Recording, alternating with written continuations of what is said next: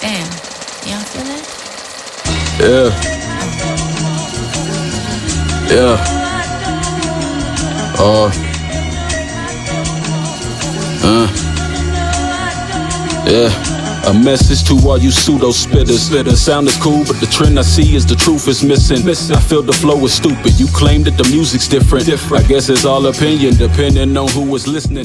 What's the word, y'all? It's KTR underscore podcast, hashtag KTR. We are KTR. We are back, and we're in the building for episode 57 of Know the Ropes podcast. Yes, that is right. Hashtag KTR. We are KTR. We are back. And here I am with my brothers, Big Harv and J-Bo himself. And how are y'all doing today?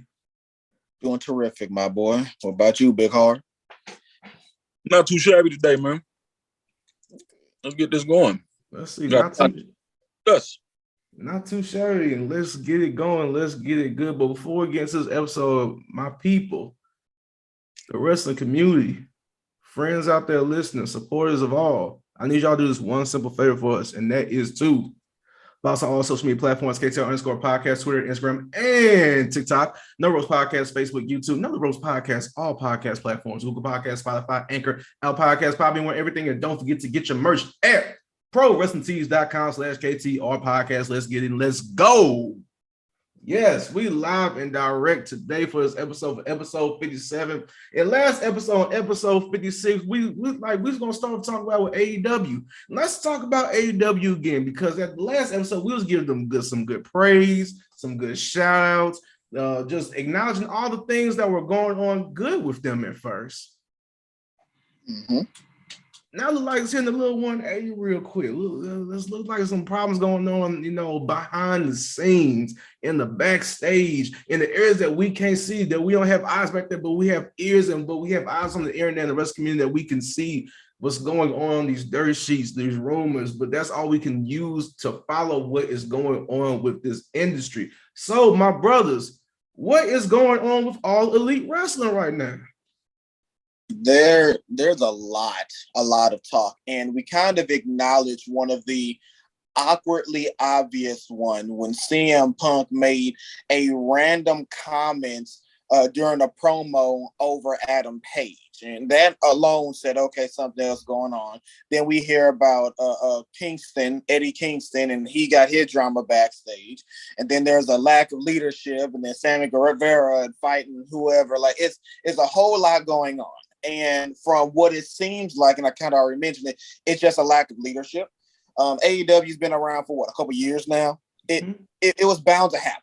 Okay, there's bound to be issues. I'm pretty sure WWE, when they started becoming a national entertainment organization, they had backstage pains as well. It's just that I don't know, people really expected it since AEW had so much hype for so long. But now they've been around for a minute. They are a functioning, regular wrestling organization. And now we're starting to see the fruits of their labor, where too many wrestlers have too many says, which is affecting what's going on backstage. And, we criticized WWE for a long time, especially with how Vince and Creative were doing things. But, there was there were people in charge that put their foot down a lot of times. And AEW, they're going to start needing that, or else it's just going to get a lot worse before it gets better. But that's just my initial opinion. What about you, Harv?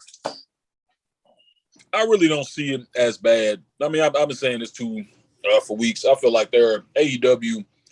First and foremost, we got to realize is like a fusion of a bunch of different indie companies. Not only is it like a fusion of a bunch of different indie companies, they bringing in so many ex-WWE people who are already over and championships and going on and excelling. Then you got the mergers that they're doing with other companies where they got to bring in this talent and they got to be exposed to a certain degree. Of course, it's going to cause some sort of friction backstage. I do think that they need some kind of leadership. They need some locker room leadership. They need the actual executives to actually show some leadership, some balls, get in there and actually, they used to be in more of a street fight type feel. Backstage on the indies, we know, is a lot more savage than it is in the WWE locker room. You out for yourself, basically. You got your friends, you got your foes, you got your people you don't really care for. So I agree that they need some sort of leadership, but a lot of the things I feel like are being exaggerated, because I read that Adam Page and CM Punk squashed it read that Eddie Kingston squashed his stuff. A lot of it I feel like it's just being amped up. But I mean, they're gonna have problems. They're like 4 years old, still doing so much new stuff, bringing in so many new people. It's just an adjustment period, and it's gonna be a big one. You know, they're in a different place than they were when they first started. Let's just take your time.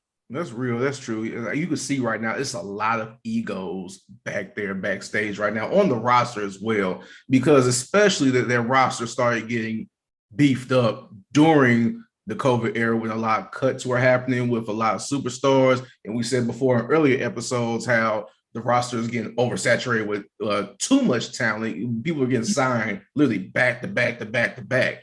And, you know, it was good, you know, for that pop when you see that superstar come out like, oh, yeah. Then, like, it started dying down because, okay, now you got to find TV time for these people. You got to find storylines for these people because right now it's really, really a lot. You see how long the pay-per-view is going for, like, 4 or 5 hours, too long. You see how they try to bunch and rush things, like, on these episodes for, like, AEW Rampage. Everything just goes fast. It goes fast as how fast I do my intro for the show. It's no like break period. Like they announced the match, like commercial, bam. Like it just cuts off. You got AEW Dark.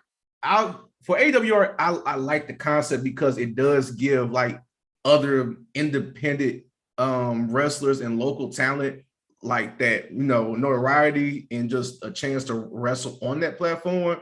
But at the same time, that's still jumping up too as well. Like this got to find another way to like move around, slow down on the signs because right, you basically bringing a whole bunch of people with egos and these belief like I'm this guy, I'm that guy, I'm that person, whatever.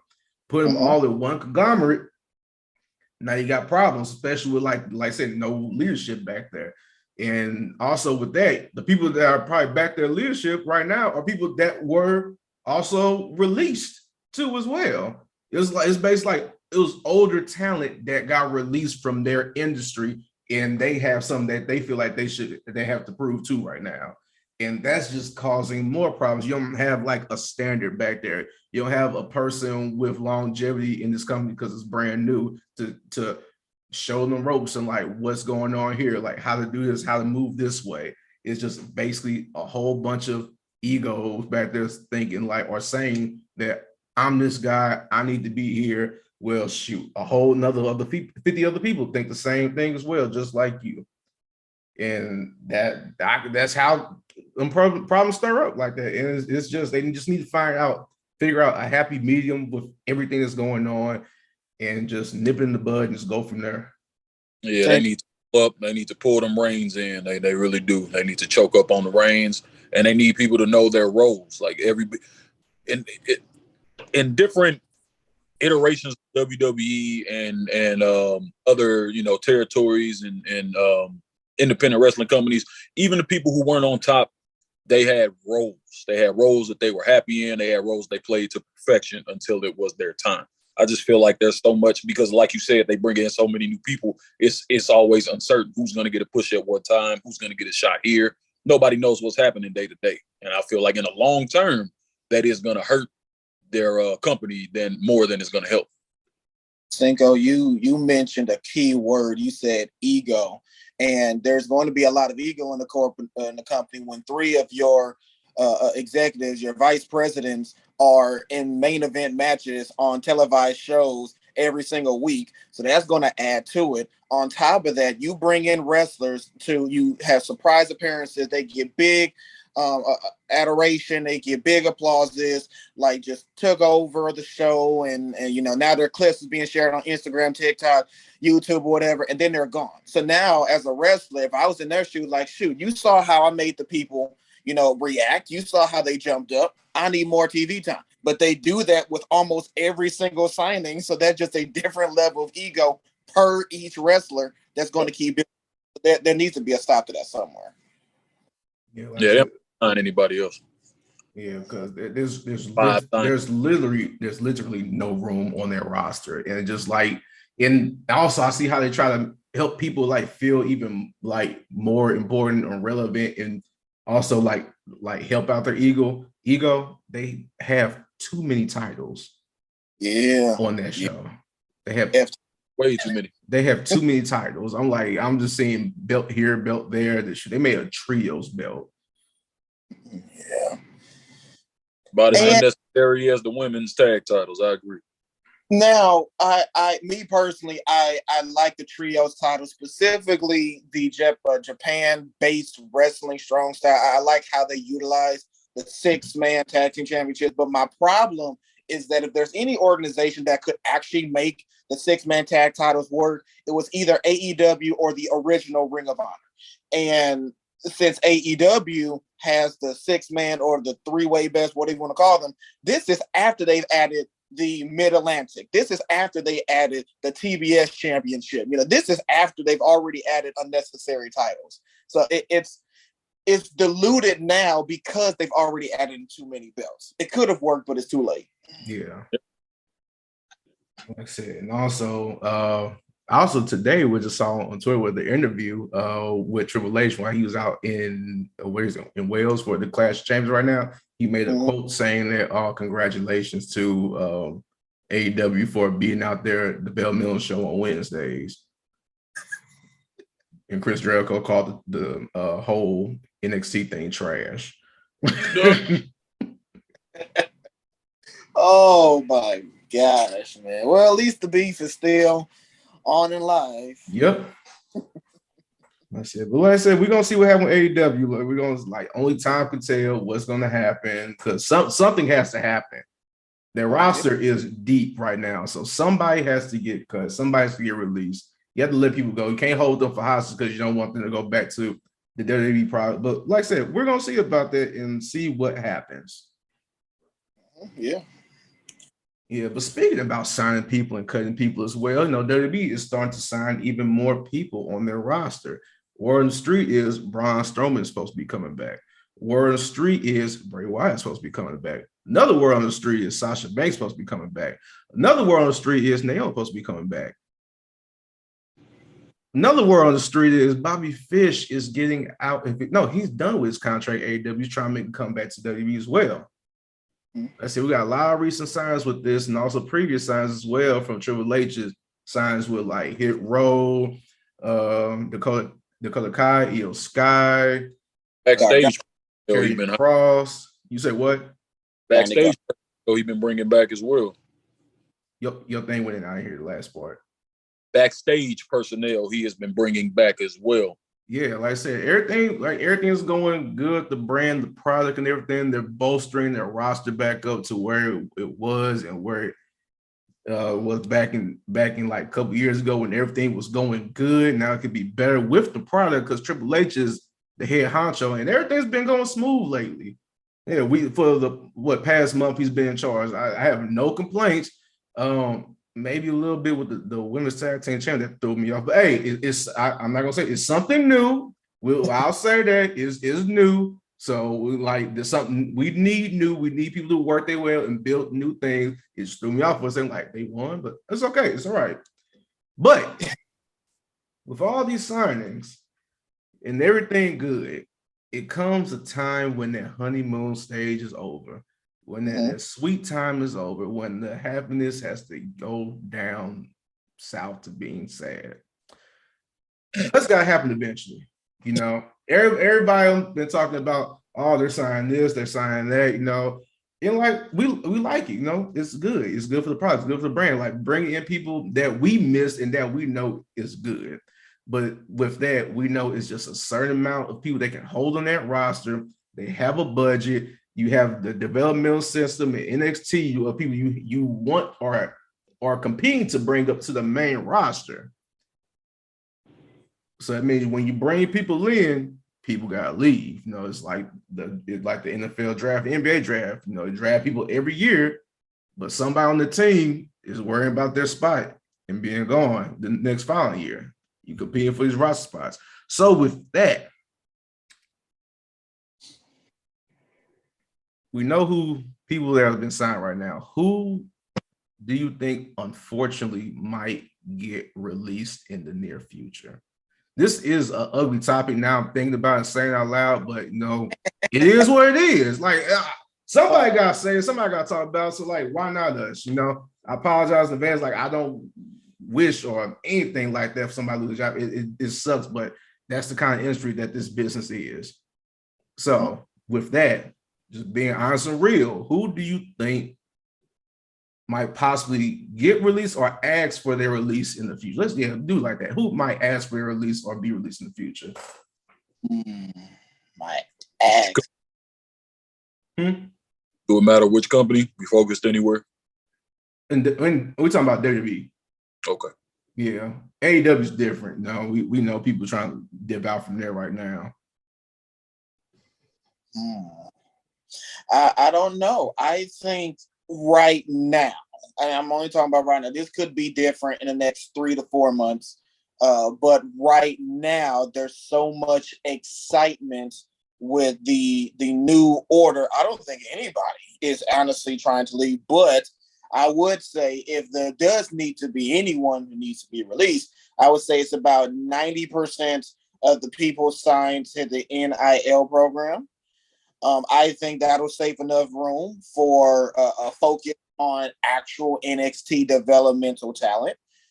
But yeah, I think that's about it. I don't really see anyone asking for their release at this point. I think there's a whole lot of optimism going on, even with wrestlers who are regularly wrestling and wrestlers who are, still in catering.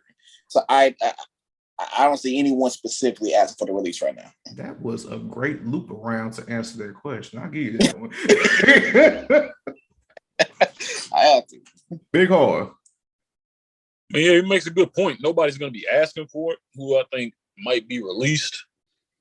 I think a lot of the just really lower card people. They still have a lot of fluff that they don't need, and they're bringing in a lot of people that need to bolster the roster in the right places. So I do think they're going to get rid of a good amount of people. I can't really call who though. I don't know who they're going to get rid of.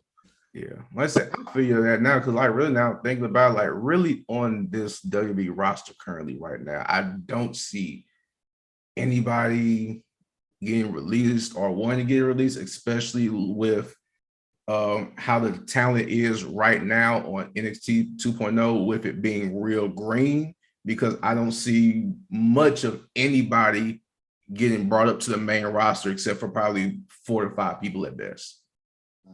Which, because right now they have a lot of work to do currently. If I were to bring people up from NXT 2.0, it'll probably be, Carmelo obviously for 1, Braun Breaker for 2.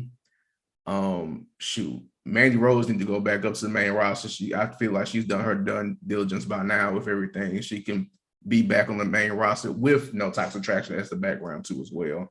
So you got that and Solo Sikoa, so you can put on with the Bloodline. No, that probably makes sense right now. And probably 5th. That's hard. I'm trying to think of another woman. I can't put my foot on it right now. But if for a 5th person, just for somebody of a talent with experience and everything, probably Roger Strong just to be safe.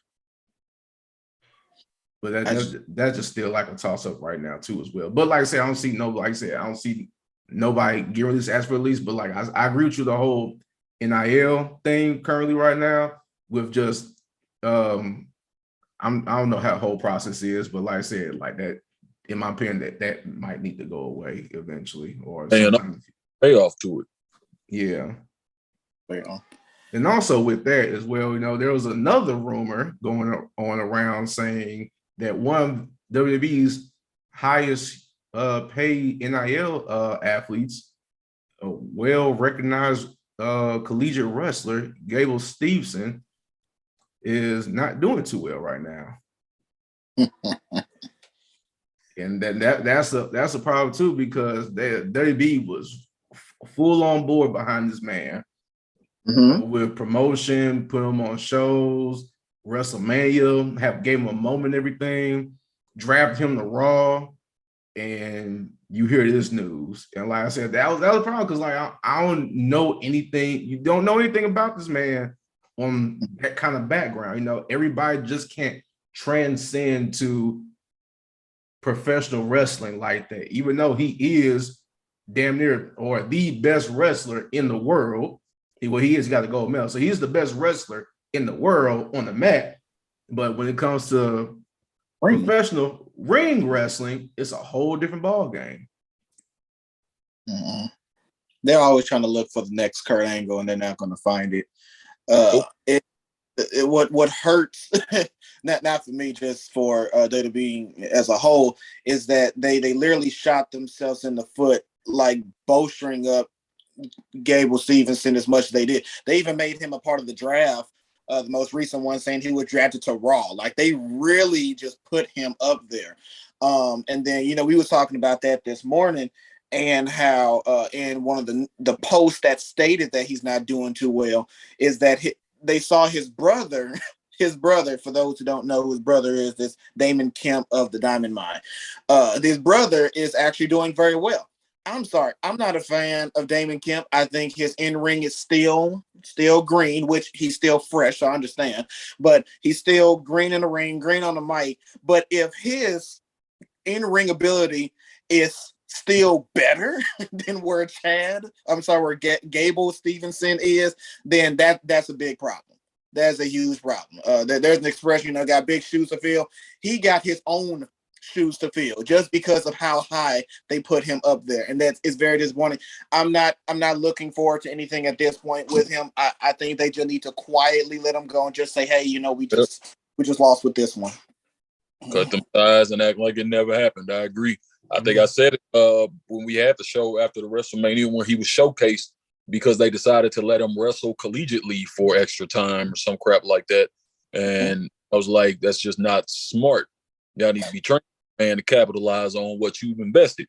Now, same with you, his brother ain't the best, but he's improving because he's been there practicing that style of wrestling instead of doing more collegiate-based stuff. You can't improve in something that you're good at unless that's what you're doing.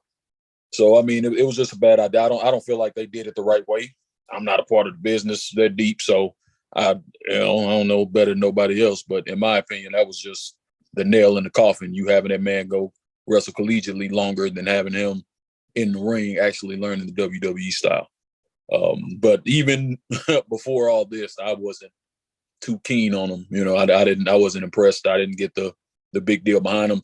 Collegiately, impeccable, greatest wrestler in the world, like Cinko said, but he's not impressive to me. So we'll see where it goes. I feel like they need to cut ties, but we'll see where it goes.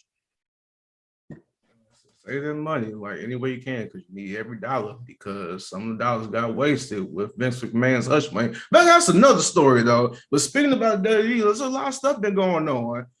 Even though they're not in the TV 14 era and they kind of took a step back from, they're gonna stay PG. But we heard some non-PG content on the show recently, and it caught my attention. I'm like, hold on. I'm laying on the couch watching Raw and everything. I'm like, hold on. Did I just hear the B word? I heard it again.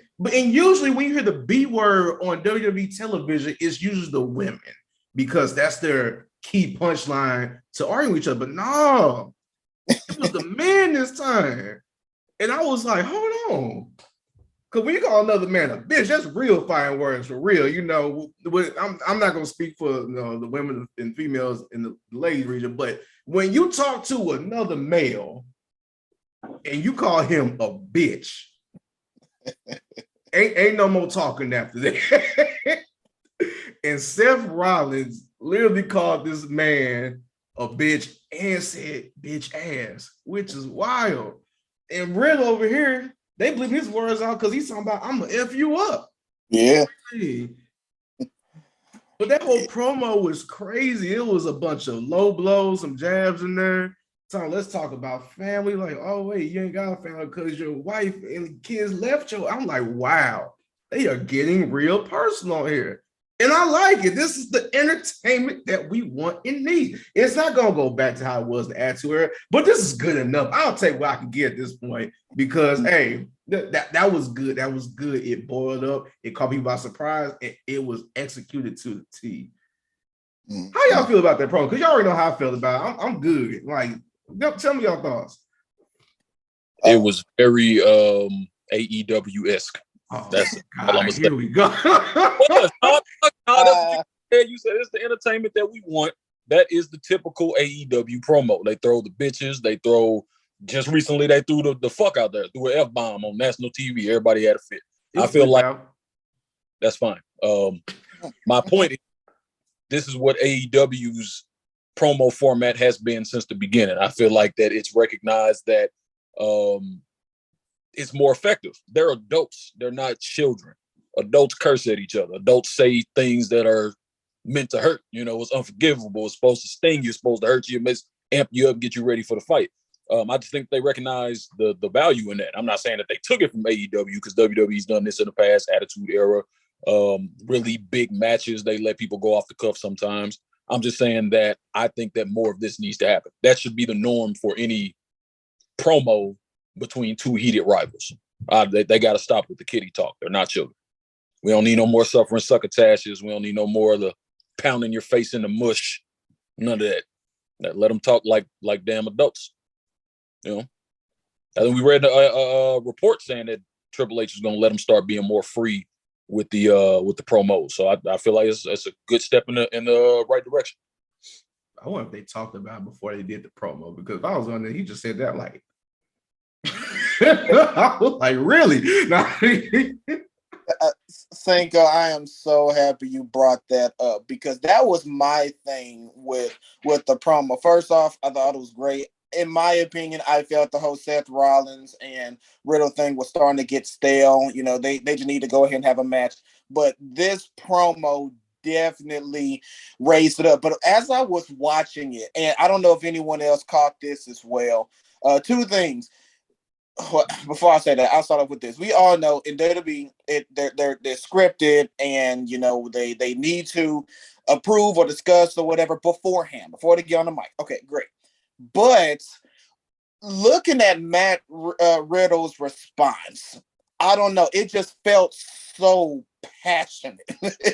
Like he didn't expect Seth Rollins to say that. And if you look at Seth Rollins as he was saying it, he was like, yeah, you know, I went ahead and said it. I know we didn't talk about it, but yeah, I said it. Yeah, I meant it because we knew they had problems in the past. So, you know, he probably was holding that in despite the storyline, despite the wrestling, despite everything. He just wanted to get that one thing off, caught Riddle off guard. I think that was a real promo. I do. I really don't think that was as discussed in great detail. I don't think they expected such a great response. They wanted it, but I don't think they expected it to that extent, especially Riddle. So yeah, I'm looking for it. Used to the kayfabe being dead era that we can't really recognize or work like we used to. But that was all scripted, man. That was very scripted. It was every reactions, everything. It was perfect. It was meant to hit a note, and it hit the note. You know, that's the same thing with all the stuff backstage with AEW. Everybody believe everything that they read because we're used to the dirt sheets telling the truth. They have to figure out ways to still make it exciting. I don't feel like it's real. None of that's real. Isn't that what you want in wrestling though? Don't you want it to, you know, you want to be able to question it. Like, wait a minute. Like, yeah. And I felt that I got, apparently, as you can hear from what I'm saying, like I felt like I finally got that. And as you mentioned, AEW, they've been doing that pretty much from jump. From WWE, it's different. You don't expect something, especially to that level. So yeah, I'm going to take it as a fan. Like, oh shoot, you know, I know they've been having issues, whatever. Like, that's what you want in wrestling, and they gave that to me, and I'll take it. Come on, Mr. Analyst. Like I said, I wanted that in wrestling, or at least for the WWE. I agree that is what you want. You want it to be right there on the line where you can't really tell. Mm-hmm. They're doing that very well. They need to do that with us. They need to do that with them promos. That's the only way to keep on their toes in WWE. Yeah. The promo game in WWE has been weak for a long time. You were looking forward to 2-3 people talking a night, period. Anybody else talking, you did not care about it. Promos were breaks. So it's a huge step up in the promo game. I agree. Now you know I like promos, so like that I give that a solid A because I'm like, that's great. Good job. I love the entertainment, but like I said, we continue to do this, continue to see more executed promos in the future. Not saying like that, because everything don't gotta be that violent or that mean, but more executed promos just of that nature.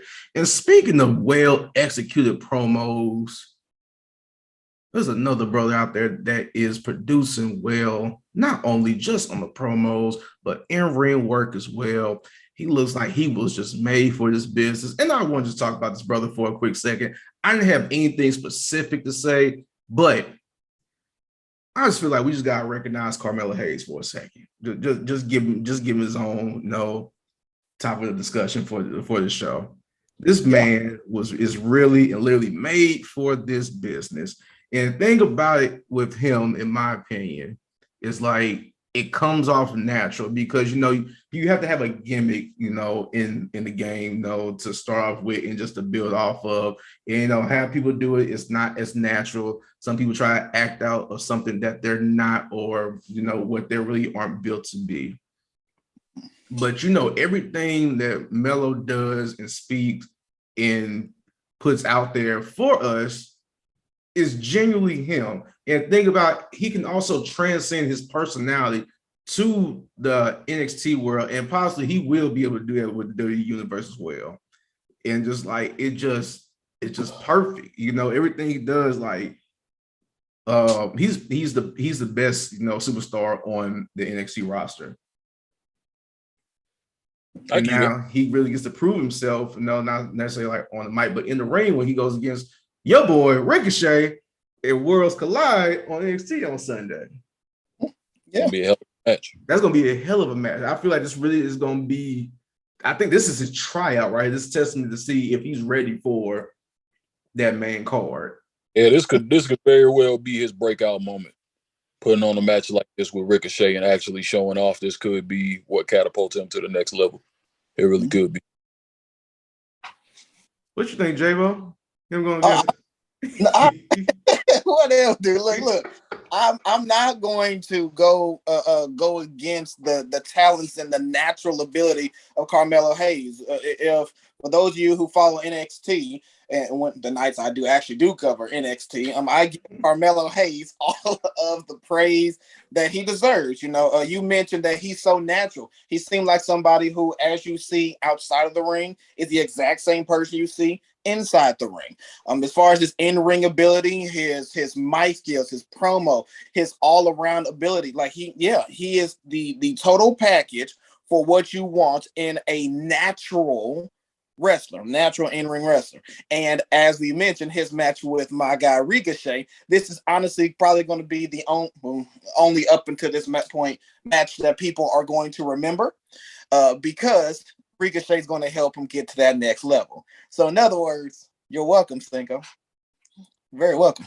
Yeah, like Carmelo is helped out Ricochet with the promos, getting up to the next level.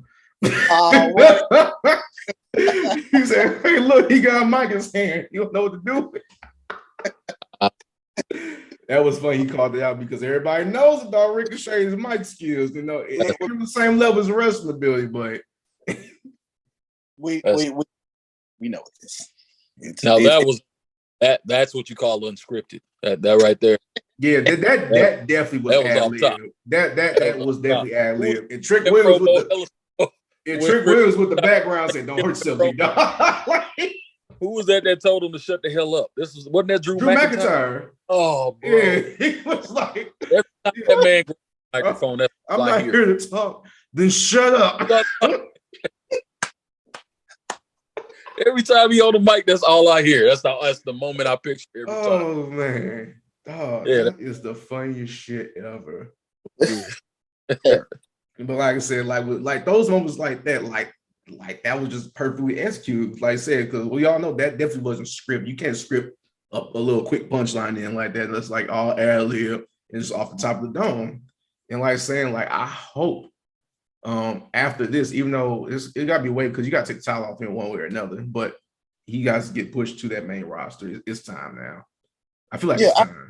I would definitely put him on the main roster as well, especially when you have somebody like Triple H involved, where he's going to look not just for the entertainment or promo aspect, but he's also going to utilize you on the wrestling wrestling scene as well. Carmelo's already proven himself, as you mentioned time and time again, that when it comes to the mic, he's perfectly fine. So that aspect on the main roster, he's good. And now he'll be able to catapult and show his wrestling ability at the same time as he was already doing in NXT. Of course, it'll be nice to see him, as NXT champion. Just go ahead and let him hit that pinnacle. To me personally, I don't think he needs to. I don't think he needs title. He can literally go on to Raw, SmackDown, wherever, and still be just as successful. So yeah, he's good. Yeah, we've seen a lot of past NXT champions amount to absolutely nothing on the main roster, so it's not necessary. I agree. Yeah, like I said, he's past that point now, and also he's basically but actually making that North American title more prominent than the NXT title right now. He would not care about anything going on with Braun Breaker. I do agree. Yeah, so exactly, that's the thing about it. Like you get more excited just seeing him doing it. Like I'm more excited to see him against Ricochet than Braun Breaker against Tyler Bate. Tyler Bate, yeah. Bate can go. He can, but like I'm just saying, more excited to see. I'm just saying, he ain't nothing to sneeze at. He gonna put on a hell of a match, but I don't care about it as much as I care about the Ricochet and the brother. I sneeze. But see, that's the difference though. Ricochet can go in the ring. Carmelo Hayes can go in the ring. They both can. Tyler Bate and Braun, Tyler Bate can go in the ring. I think overall Braun can do what he needs to do, but I can't sit here and say that he can go in the ring. He just does what he needs to do. In my opinion, if you're going to be the NXT World Champion, you need to do more than just what you need to do. You're going to have to put on those 5-star matches. You need to go out and like pretty much make each audience member forget the previous matches because of what you did in the ring. We got that from Joe. We got that from Ciampa. We got that from Gargano. We got that from Adam Cole. We didn't get that from Karrion Kross, but that's besides the point. The point is, yes, Braun Breaker, he has not had a match where I'm like, oh my goodness, that is NXT World Champion material. Tyler Bate's going to carry that match, but that's beside the point. Yeah, Ricochet and Carmelo Hayes is going to take it down. I can see what you mean, like when it goes up skill wise, because with Braun Breaker, he really is basically that prototypical WWE star. Cookie cut. Exactly. What needs to be done. That's it. Yeah, so like he's basically doing what he just needs to do to get by, and he has the presence, And my skills not bad. He does what he needs to do on the mic. Does need to do in the ring. But like I say, it don't move you. Like he does just to get over the hump and just be good enough. If that's the appropriate way to say it, in my opinion. Beautiful. Which one? Mm-hmm.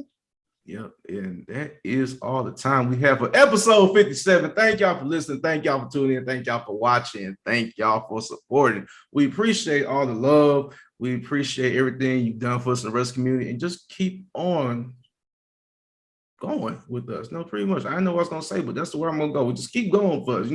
Do everything. Support. Share, like, comment, subscribe, all that good stuff. And don't forget to follow us on all social media platforms, KTR_podcast, Twitter, Instagram, and TikTok. No Rose Podcast, Facebook, YouTube. No Rose Podcast, all podcast platforms, Google Podcasts, Spotify, Anchor, Apple Podcasts, Podbean, everything. And don't forget to get your merch at ProWrestlingTees.com/KTR Podcast. This is episode 57. KTR, #KTR, Know the Ropes Podcast, and we are out. Hey, Big Harv, let them know what they should be. You, Roman Reigns, 2 years. Pump those numbers. Wait, you just masturbate your hand? That's for Roman Reigns. I'm sorry. My bad. Sorry. We'll cut that out. You said pump that up. That don't compute in my mind. I must be out of mind. Black fist high, rally up before we out of time.